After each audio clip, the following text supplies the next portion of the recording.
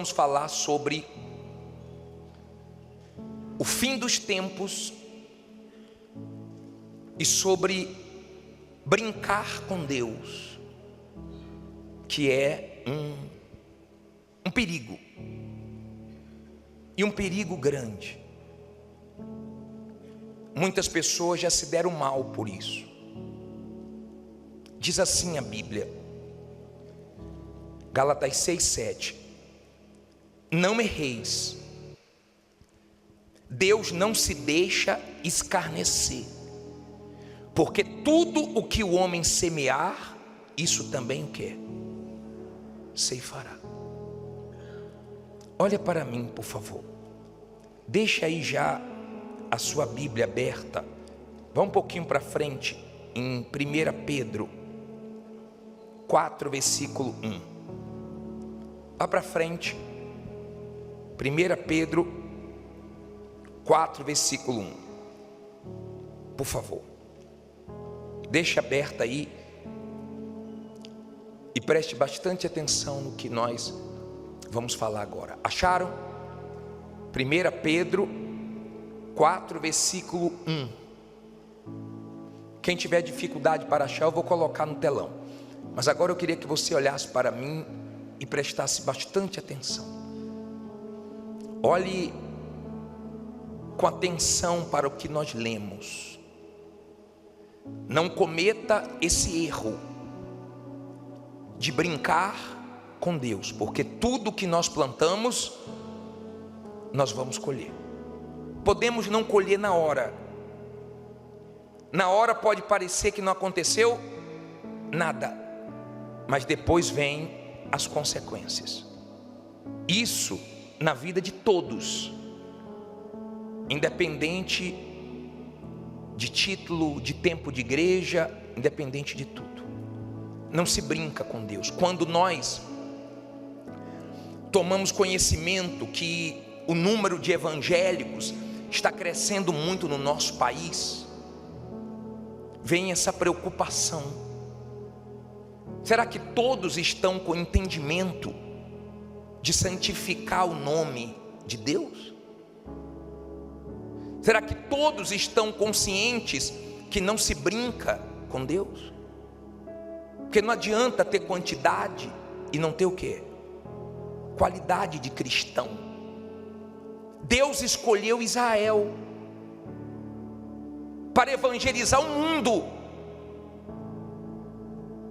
Um país pequeno poderia ser maior, um povo inteligentíssimo, mas que vive sofrendo, vive em guerra, vive brincando com o nome de Deus. Está estourando agora uma guerra com a Cisjordânia, 20 anos sem entrar na Cisjordânia, já estão lá os tanques para poder entrar. Não para de ter guerras. Era um país que deveria evangelizar o mundo, mas quem conhece a fundo vê tanto mau exemplo nesse país hoje, numa terra santa, onde fazem coisas que até o diabo duvida. Por que eles sofrem tanto? Porque eles não levam a sério a vida com Deus. Eu quero que você entenda essa revelação do Pai Nosso, de santificar o nome de Deus. Isso muda tudo. Você toma cuidado para não sujar seu nome, você paga suas contas em dia, você procura não manchar o seu nome, nem o nome da sua família. As marcas mais fortes, quando patrocinam um atleta, e esse atleta traz um escândalo, eles logo quebram o contrato e se afastam. Sim ou não? Nos Estados Unidos, um atleta famoso traiu a esposa grávida e perdeu contratos milionários, porque as marcas disseram o seguinte: não quero o nosso nome vinculado com ele, com esse escândalo. Eles pulam fora, não combina. Como é que vai combinar o nome de Deus com as coisas sujas, com a mentira, com as coisas erradas? Isso não vai dar certo. Isso nunca deu certo. Isso nunca acabou bem. Às vezes, por Deus não conseguir, escute bem isso, às vezes, Deus tentando salvar tanto uma pessoa e Ele não consegue ser santificado na vida da pessoa, então Ele permite que aconteçam coisas para que aquilo que acontece traga temor para outras pessoas. Como assim, bispo? Quando eu leio sobre Ananias e Safira, me dá temor. Até o último minuto, Deus tentou salvar, mas como eles queriam engano, então Deus permitiu que eles morressem para trazer temor para a igreja. E o nome dele foi santificado, não como ele queria, mas da única maneira que ele encontrou. Você deve conhecer pessoas que eram pessoas consideradas de Deus, mas brincaram com Deus, e você falou assim, ó, coitada de fulano. Era uma coisa um tempo atrás, brincou com Deus, olha no que deu. Sim ou não? Por que Deus permite isso? Para que o nome dele não caia na vala, não se torne comum. O nome de Deus tem que ser santificado.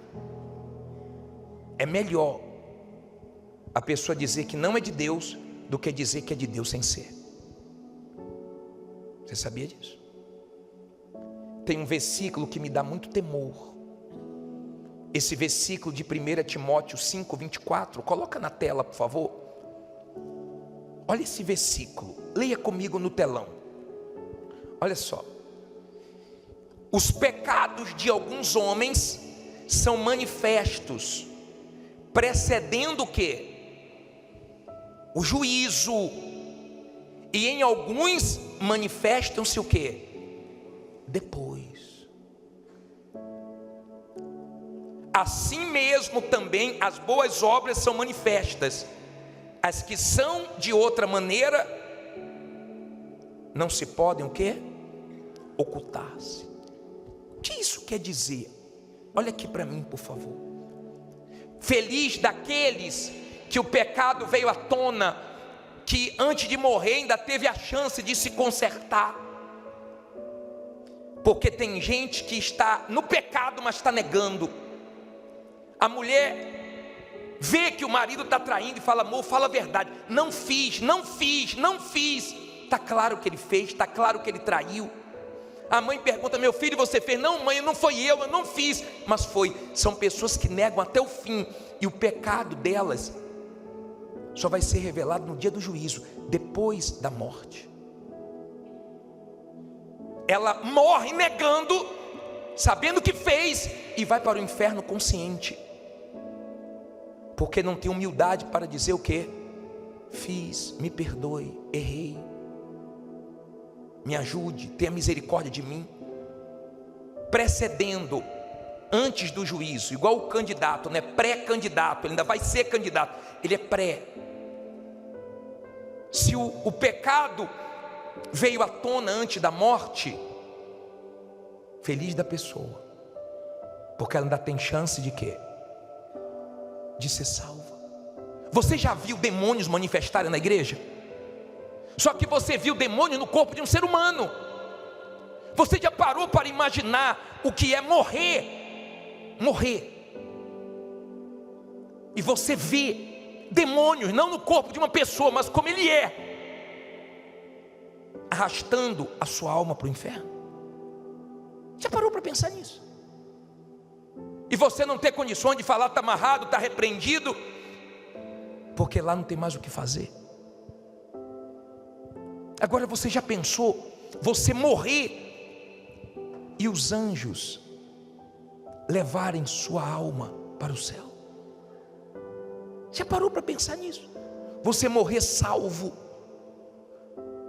porque você se entregou a Deus, porque você levou sua vida com Ele a sério, porque você viveu para santificar o nome dEle, fugindo das coisas sujas, das coisas erradas, das propostas que o mundo oferece, só pensando na vida eterna. Já parou para pensar nisso?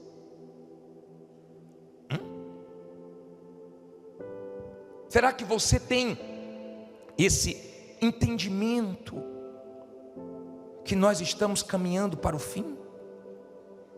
Abre a sua Bíblia aí. Abra aí a sua Bíblia, por favor. Em 1 Pedro 4:1. 1 Pedro 4:1. A maioria já estava com essa passagem aberta. Acharam? Vamos ler 1 Pedro 4, do 1 ao 7. Diz assim: ora pois, já que Cristo padeceu por nós na carne, armai-vos também vós com este mesmo pensamento, que aquele que padeceu na carne já cessou do pecado, para que no tempo que vos resta, onde? Na carne. Guarde isso. Para que no tempo que vos resta na carne, não vivais mais segundo as concupiscências dos homens, mas segundo a vontade de Deus. Porque nos basta que no tempo passado da vida fizemos a vontade dos gentios, andando em dissoluções, concupiscências, embriaguez, glutonarias, bebedices e abominações, e abomináveis idolatrias. E acham estranho não correrdes com eles no mesmo desenfreamento de dissolução, blasfemando de vós, os quais hão de dar conta ao que está preparado para julgar quem? Os vivos e os mortos. Ou seja, ninguém escapa. Quem já morreu vai ser julgado, quem está vivo vai ser julgado. Porque por isso foi pregado o Evangelho também aos mortos, para que na verdade fossem julgados segundo os homens na carne, mas vivessem segundo Deus em espírito. Agora olha o 7. E já está próximo o fim de todas as coisas, portanto sede sóbrios e vigiai em oração. Deixa eu falar uma coisa para você. Você percebe um mundo estranho? Eu estava com minha esposa ontem e tinha 6 jovens do nosso lado. E a conversa das jovens me assustou. Elas tinham mais ou menos 20 e poucos anos, acredito eu, não mais do que isso. E uma disse assim: meu psiquiatra falou isso, a outra, minha psicóloga falou aquilo. Eu falei: meu Deus, 20 e poucos anos, olha a conversa delas. Meu psiquiatra, minha psicóloga. As crianças dessa geração não podem brincar mais à noite na rua como nós brincávamos. Aliás, não pode nem brincar de dia. Eu fui sair aqui, tinha uma rua fechada, aí eu fui por uma ruazinha estreita. As casas, não tinha uma casa sem grade, pareciam jaulas. Olha o mundo que nós estamos vivendo. As chuvas estão sem medidas. Semana que passou teve morte aqui em São Paulo. Não caiu uma chuva, não caiu uma tempestade. Sim ou não? O calor é infernal. O número de acidentes de aviões assusta. Quando você entrar num táxi, no Uber, no avião, no ônibus, entre em oração. Um empresário falou para mim assim, que ele ia contratar um piloto para pilotar o avião dele, e fez a seleção para ver qual seria contratado, e um que ele dispensou, uma semana depois tentou suicídio. Uma semana depois tentou suicídio. Se ele tivesse contratado, ele nem sabia que aquele piloto estava pensando em suicídio. Será que você não percebe que o fim se aproxima, que a coisa está pesada? Será que você não entende o perigo desse mundo hoje? Pela manhã, a Rússia fez o maior ataque até hoje na Ucrânia. Imagino como é que deve estar lá. Centenas de mísseis atingiram agora a Ucrânia. Olha só. Você não vê melhoras, você não vê notícias boas, você só vê piora, você só vê bomba. Eu não tenho dúvida que o fim está chegando. Feliz de você que estava afastado e voltou. Feliz se você voltou por causa de Jesus, porque tem gente que volta sofrendo só para resolver problema, mas não quer nada com Jesus. Ela quer resolver problemas, mas não quer largar o pecado. O pecado entrega a sua alma ao diabo. O arrependimento traz você de volta para Deus. Pense antes de tomar suas atitudes. Eu vi um vídeo de um homem preso nos Estados Unidos, numa cela, sozinho. Ele andava para um lado, ele andava para o outro, ele andava para um lado, ele andava para o outro. Eu fiquei pensando, meu Deus, como é que pode a pessoa viver aí? Aqui no país, no Brasil, no nosso país, é pior, porque numa cela tem 20, tem 50, tem 100. E eu fiquei pensando, meu Deus, imagine no inferno. Porque as pessoas vivem como se não fossem prestar conta com Deus, e nós vamos prestar conta com Deus, e isso tem que estar na nossa mente. Antes de fazer besteira, antes de se entregar aos prazeres, antes de perder a cabeça, tem que pensar, peraí, eu vou prestar conta com Deus, Ele está me vendo, Ele está me vendo. Essa maneira de viver te preserva. Eu não vou fazer isso, não é porque minha mulher não está vendo, não é porque meus filhos não estão vendo, não é porque meu marido não está vendo. Eu não vou fazer isso porque Deus está me olhando. Nós vamos prestar conta com quem? Nós vamos prestar conta com Deus, cedo ou tarde. Talvez você diga assim, eu já sou de maior, já passei dos meus 18 anos, eu faço o que eu quiser, não tenho que prestar conta com meu pai, com minha mãe. Não tem problema não, daqui a pouco Deus vai te chamar para prestar conta com Ele, e você não vai poder escapar disso. Ninguém vai poder escapar disso. Um dia, todos os segredos, a Bíblia diz que Deus vai revelar. Depois você lê Romanos 2,16. Ele revela tudo no dia do juízo.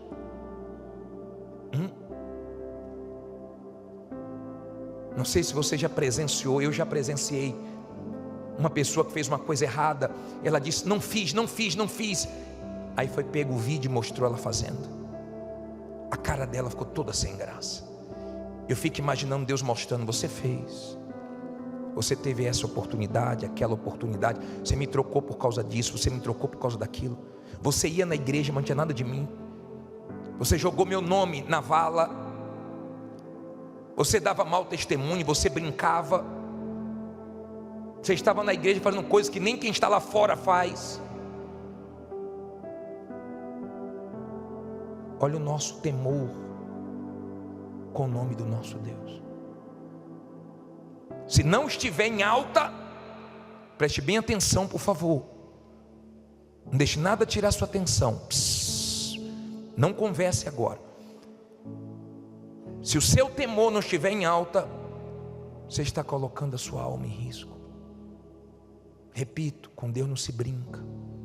Olha o que diz o versículo 2 desse primeiro Pedro 4:2. Olha só. Para que no tempo que vos resta, onde? Na carne. Para que no tempo que nos reste na carne. Olha para mim, por favor. Quanto tempo nós ainda vamos ter nessa carne? Quanto tempo ainda nos resta? Quem sabe? Ninguém sabe. Manifestou um demônio aqui esses dias, na sexta-feira, dizendo assim, ó: comigo pode tudo, comigo tudo é liberado, com vocês é chato, é cheio de regras, de disciplina, de sacrifícios, mas comigo pode tudo. É como o mundo vive. O mundo já está perdido. No carnaval agora extravasa, no carnaval agora extravasa, já está perdido, já anda sem temor, mas agora eles se soltam mais ainda. A gente nem imagina o que acontece nessas épocas, a gente nem imagina. De dia você passa, já vê como as pessoas estão vestidas, você já se assusta. Imagine o que vai acontecer. Está uma onda de se vestir de diabo, já viu? Está uma onda de se vestir de diabo. Não seja inocente não, tá? Carnaval é espiritual, tá? Não seja inocente não. É a festa da carne. Não tem nada de Deus não. Ah, bispo, é cultura, não é para... Não. É para muita gente entrar nos vícios mesmo, é para ter muita traição. É porque o outro lado ninguém mostra, a mídia não tem interesse de mostrar como os hospitais ficam, como as delegacias ficam. Quando acaba o carnaval, o saldo de tudo isso não fortalece família não, só destrói, tá? Nós estamos vivendo tempos escuros, difíceis. E quanto tempo nos resta? Só Deus sabe. Eu não sei. Eu sei de uma coisa: é tempo de colocarmos nossa barba de molho, de vigiarmos com a nossa vida espiritual. É difícil mesmo ser salvo, é difícil. A mensagem do evangelho é difícil mesmo, porque a porta é estreita e a pessoa luta, o ser humano luta. Pô, mas minha vida, pô, mas eu sou novo, eu não quero ficar pensando em morte, eu não quero ficar pensando em eternidade. Não pense não, meu amor, não pense não. Mas um dia você vai querer pensar e você vai ver que tudo que tentaram passar para você era verdade, mas seu orgulho não deixou, porque você quer ser aquela pessoa que acha que é exagero. Não, eu conheço mais do que Deus, né? Você acha que você conhece mais do que Deus. Você acha que você é o que você não é. Você é um simples mortal, e daqui a pouco sua vida desaparece. Daqui a pouco sua vida não existe mais. E Deus é tão bom, tão misericordioso, que para que não te suceda coisa pior, Ele está pregando o evangelho para você. Lembra daquele homem que Jesus viu paralítico, 38 anos? E depois Jesus fala para ele: olha, agora vai e não peques mais, para que não te suceda coisa pior. O que é pior, bispo, do que sofrer doente? É você ir para o inferno. Isso é pior. Tudo que Deus quer é livrar sua alma do inferno. Fique em pé no seu lugar.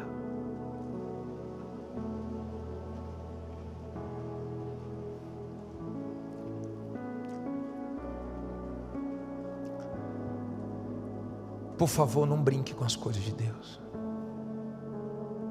Leve ela a sério. Se você já levava a sério, leve mais a sério ainda. Porque nós estamos vivendo um momento difícil e tende a piorar. A Bíblia diz que vai ter um tempo de angústia como nunca houve, e nunca vai haver, porque vai ser o fim, o tempo do fim. Então vai acabar.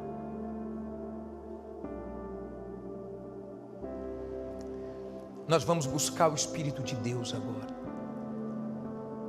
Quem um dia você falou sério com Deus e você tomou uma decisão de largar a vida errada? Levante a mão.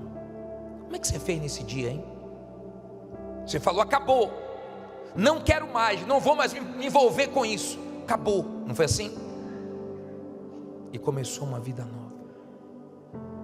Se você tem brincado com Deus, toma essa decisão agora. Se você tem perdido essas chances que Deus tem te dado,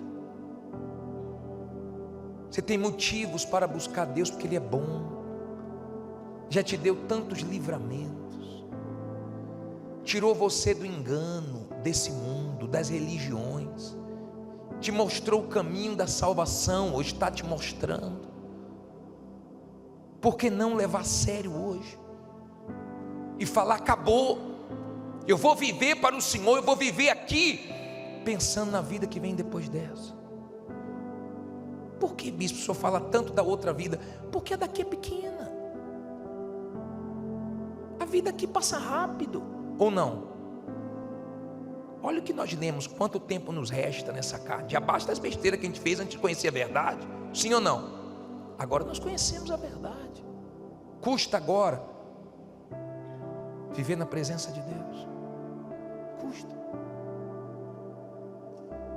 custa agora. Você sabe o que é que um médico falou esses dias? Que ele trabalha no hospital muito movimentado aqui em São Paulo, muito movimentado, e ele faz plantão na madrugada.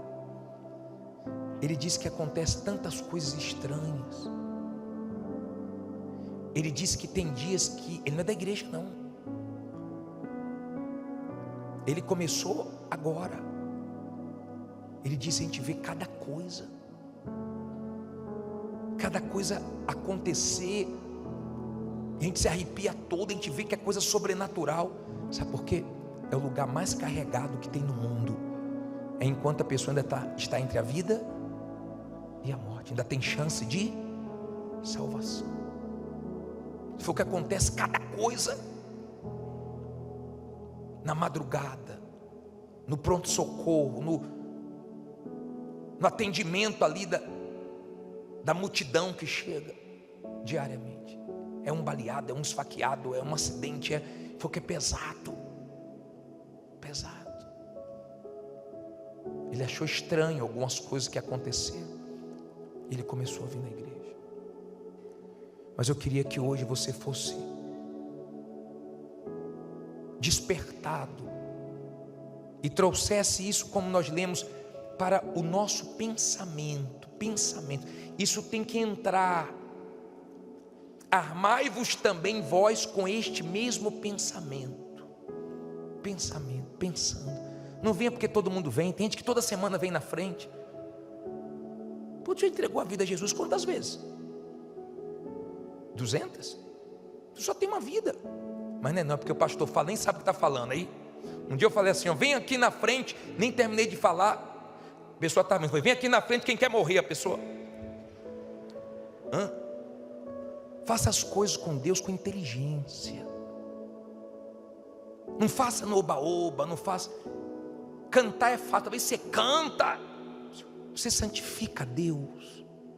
Deus está alegre com você, Deus está feliz. Deus vê você mesmo sendo o mesmo aqui dentro, lá fora. Ou Deus vê hipocrisia, finge que é mais santo do que os outros, que é mais de Deus do que os outros, mas quando está sozinho, misericórdia, nutre cada sentimento dentro de você e Deus vê. Você está perdendo tempo, você está jogando sua alma na mão do mal, e ninguém vai poder tirar, a não ser se você se arrepender. Talvez você fale assim: poxa, se o senhor falasse coisas assim mais leves, a gente ia sair daqui sorrindo. Mas eu prefiro que você chore agora do que chore na eternidade.